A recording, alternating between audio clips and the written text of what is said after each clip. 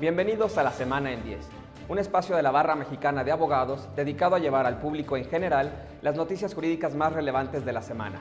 Esto en un contexto de contribuir a formar ciudadanía, proporcionando mejor información para la mejor toma de decisiones.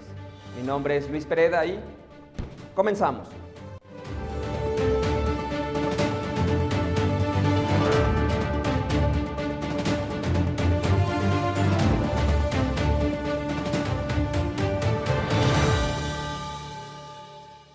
Se publicó en el Diario Oficial de la Federación la más reciente reforma constitucional, esta a los artículos 108 y 111, la cual amplía los supuestos normativos para proceder penalmente en contra del presidente de la República. En otras palabras, reduce, no elimina, la protección que otorga el Fuero Constitucional. Antes de esta reforma, durante el tiempo de su encargo, el presidente solo podía ser acusado por traición a la patria y delitos graves del Fuero Común. Ahora podrá ser acusado por traición a la patria, hechos de corrupción, delitos electorales y todos aquellos delitos por los que podría ser enjuiciado cualquier ciudadana o ciudadano. El Tribunal Electoral del Poder Judicial de la Federación revocó el acuerdo del Instituto Nacional Electoral con el cual dictó medidas cautelares inhibitorias respecto de todos los servidores públicos.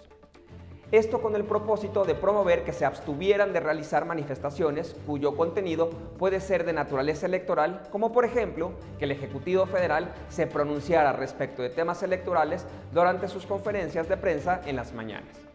Dicho de otra manera, hoy no existen por parte del INE medidas cautelares que desincentiven que cualquier servidor público realice, desde el ejercicio de su cargo, manifestaciones cuyo contenido sea de naturaleza electoral. ¿Por qué el Tribunal Electoral revocó el acuerdo del INE? Bueno, porque según el tribunal, en realidad el INE no emitió medidas cautelares, lo cual era su obligación en acatamiento a una sentencia previa del propio tribunal, sino que en realidad dictó medidas de no repetición, las cuales prejuzgan la ilicitud del acto que están impidiendo, pero estas medidas de no repetición no le corresponden a una autoridad administrativa, como es el caso del INE, sino a una autoridad jurisdiccional, como el propio tribunal. En palabras simples, de acuerdo al tribunal, el Consejo General del INE se excedió en lo ordenado al dictar las medidas cautelares de tipo inhibitorio, emitiendo lineamientos generales con alcances para todos los servidores públicos de todos los niveles, cuando, a juicio del tribunal, únicamente tenía que ser para el presidente, porque fue en contra de él que un partido político presentó una queja, precisamente por manifestaciones electorales durante una conferencia mañanera. Además de que, según el tribunal, el Consejo General del INE delegó a la Comisión de Quejas la emisión de estas medidas cautelares cuando era el propio Consejo el que tenía que emitirlas. Por estas dos razones, el tribunal revocó el acuerdo del INE. Se publicó un acuerdo que ordena la creación de un nuevo cargo público, gobernador de Palacio Nacional. No deja de llamar la atención que entre las consideraciones que se exponen para tomar la decisión de crear este nuevo cargo público es que el gobernador de Palacio Nacional fue importante a mediados del siglo XIX, dado que era la persona nombrada por el presidente de la República encargada de resguardar y mantener el recinto en buenas condiciones para el aprovechamiento del Ejecutivo Federal. Ahora, en el siglo XXI, la Secretaría de Hacienda y Crédito Público, a través de su Oficialía Mayor, ya tiene una unidad administrativa encargada de la protección, conservación y restauración del Palacio Nacional. Esa unidad administrativa es la Conservaduría de Palacio Nacional. Además de esto, el Ejecutivo Federal también cuenta ya con la Dirección General de Ayudantía.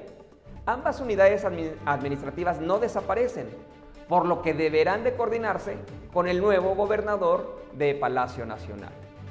Prioridades. La Secretaría de la Defensa Nacional publicó en el Diario Oficial de la Federación la declaratoria de causa de utilidad pública de más de un centenar de hectáreas de terrenos de propiedad privada, algunos de ellos ejidales, que serán destinados para la construcción del Aeropuerto Internacional Civil y Militar General Felipe Ángeles, ubicado en Santa Lucía, en el Estado de México. De acuerdo con la ley de la materia, la declaración de utilidad pública es el paso previo para la expropiación.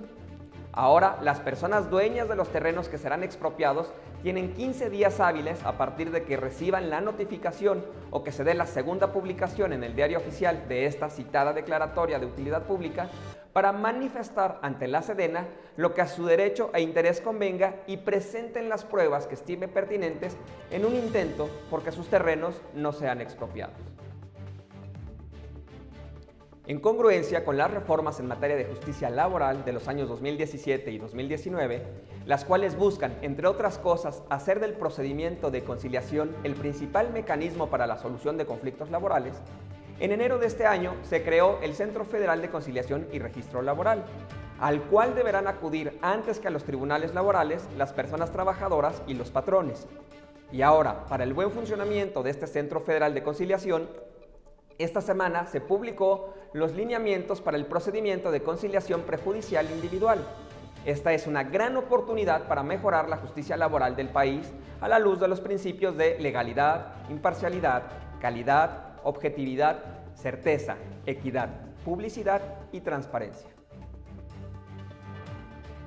La Ley de Migración prohíbe presentar o alojar a niñas, niños o adolescentes en contexto de migración en estaciones migratorias, por el peligro que esto representa para ellas.